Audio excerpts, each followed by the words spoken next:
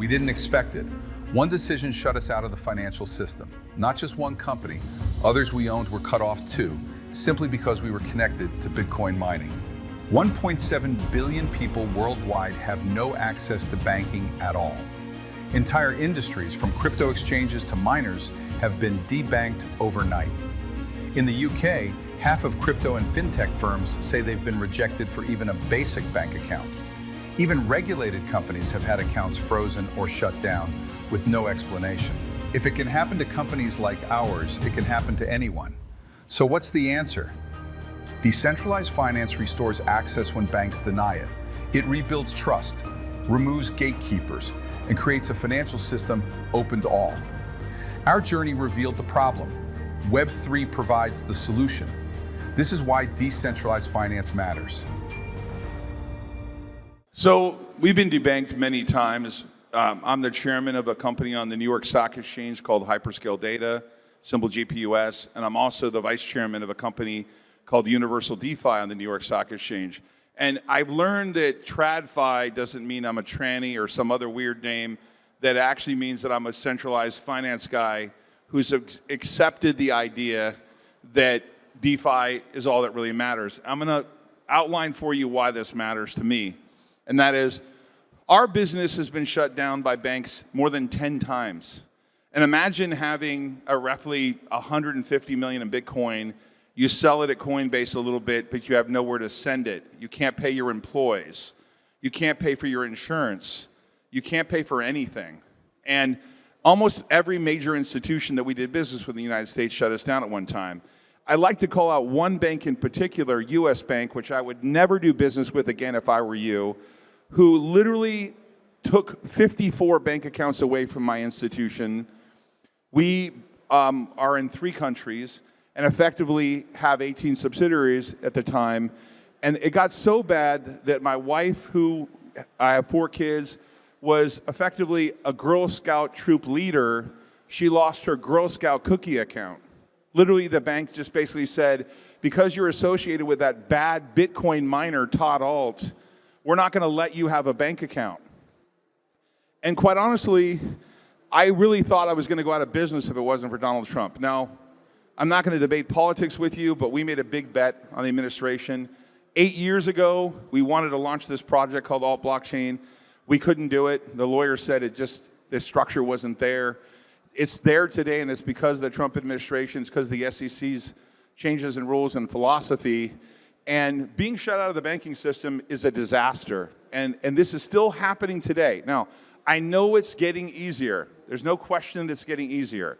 But I want to talk to you about why we're building the Ault Blockchain, and that is basically we want to allow people, and you're going to hear a lot about this real-world asset thing. You hear it everywhere, right? Real-world assets. It's a talking point, but it means nothing without liquidity.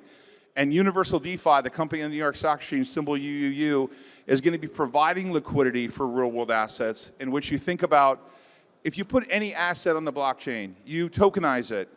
If there's not an underlying bid for that asset, and we all know, those of you who are trading real-world assets now know there's no liquidity. Don't kid yourself, it's going to be a long time before that happens because there's really no centralized way to trade it. And I would argue you don't want a centralized way to trade it, right?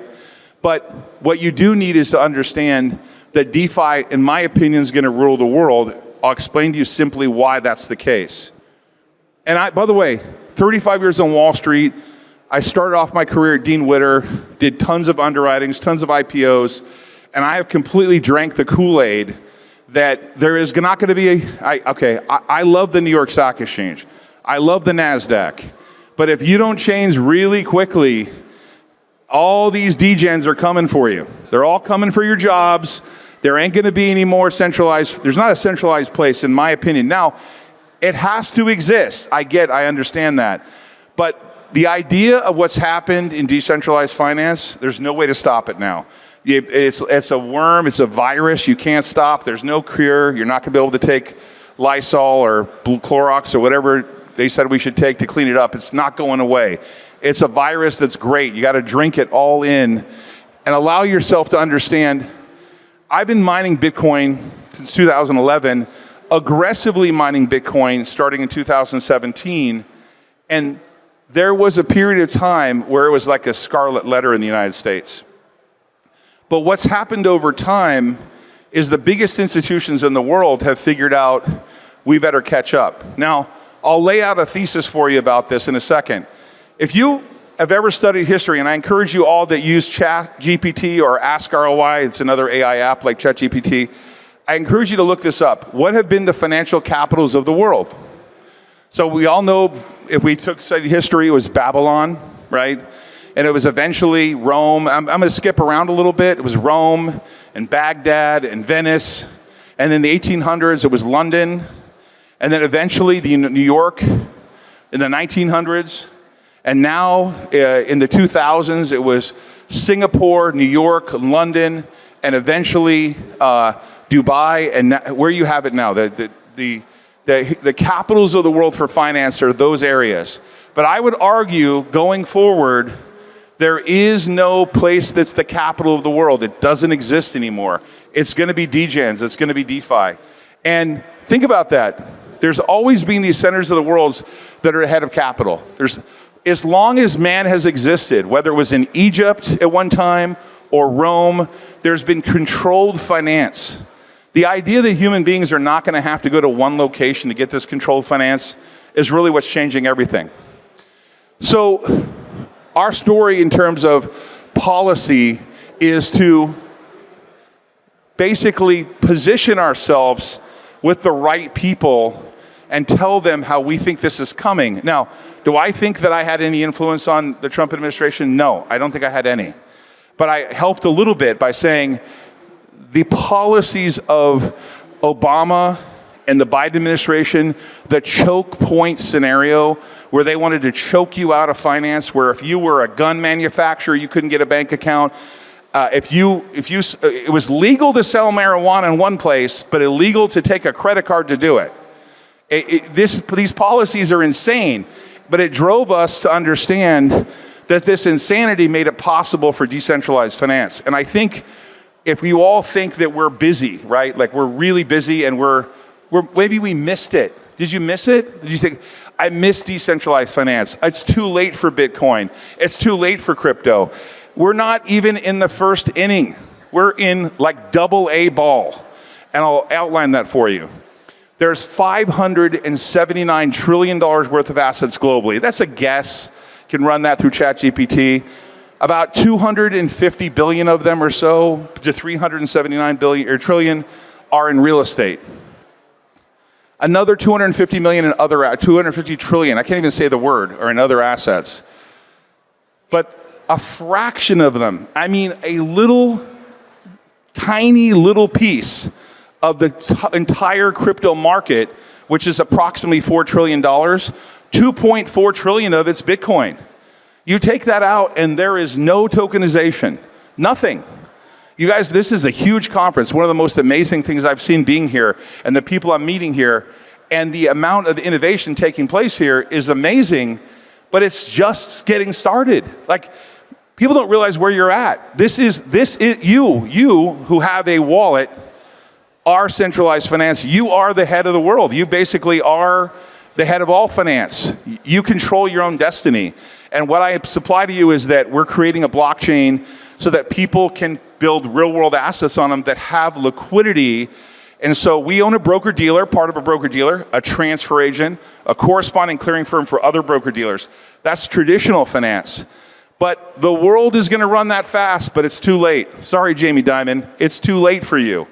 This is all going to pass you by. I really believe that sincerely, that traditional finance is going to go completely DeFi in some hybrid centralization.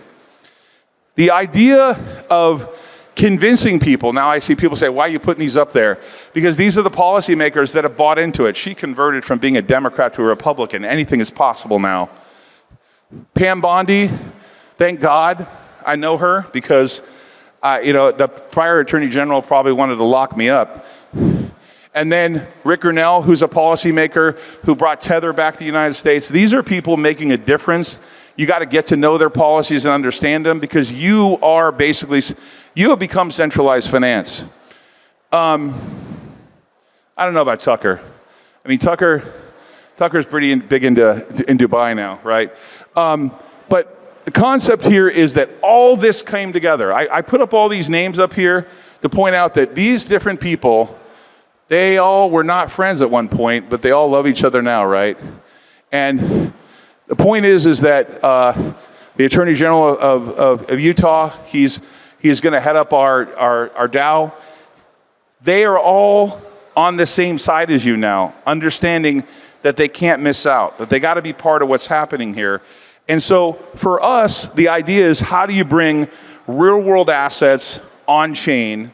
And what we're doing is we're taking everything we own in private equity. We're taking the crane company, we're taking the defense business, the licensed lender, the casino, everything we have in private equity, and we're saying we're committing to putting these on chain. And you're going to see this in a rapid rate really around the world. So when you hear this real world asset thing, you have to ask yourself, how is it going to have any liquidity? And that's kind of where we're going to specialize in adding liquidity, allowing people to trade them around the world, and doing it in a way where you don't get debanked. Now, I'm circling back to this process because most of you out there, developers, creators, investors, the next leg of this is figuring out how you're going to create rails that let decentralized finance allow your wallet to never leave the ecosphere. So imagine that I can pay my employees in Tether, I can pay all my bills in Tether, I can acquire stuff in Tether, I can borrow in Tether. I never ever have to touch the centralized market. My employees can all have wallets. Now, I can't figure that out. You guys need to figure that out. Someone in this audience needs to tell me how this is all going to happen. But I know what's going to happen. I know what's going to happen. I'm completely convinced that what we're building in terms of layer one infrastructure will be compliant. We're not, by the way, against following the rules. We want to follow all the rules. But they got to make the rules clear. And in the meantime, this is why it's spreading around the world. This is why wallets are going to be such a big deal. Because you got to realize that the centralized game, the people who are in centralized finance now are freaking out. They don't know what to do. I mean, the king of crypto is Donald Trump. He's 78 years old. So you got to realize they don't know what to do about this. And they're trying to figure it out, and the genie's out of the bottle. There's no way to put it back in the bottle. So we're doing this by selling nodes. We have 500,000 nodes for sale. We're selling a backbone of proof of work around the globe where these nodes can earn 10 years worth of emissions. They can earn the coin. No one's giving the coin away to you. You're not going up against Founder Coin. You're not going up against trading against other people that got the coin for free. Everybody earns their keep in centralized finance and decentralized finance with us. There's a shift to tokenization. I've talked about that. And it's important to understand that the underlying yield effect and the trading, I mean, if you're paying attention to what's happening with Hyperliquid and what's happening with Binance, CZ, you're seeing clearly right now that Hyperliquid has got about 20% of the market. That's an example of sort of an exponential move in the marketplace, whereas in less than a year, trillions of dollars of assets are trading there, and they're doing it with 11 people.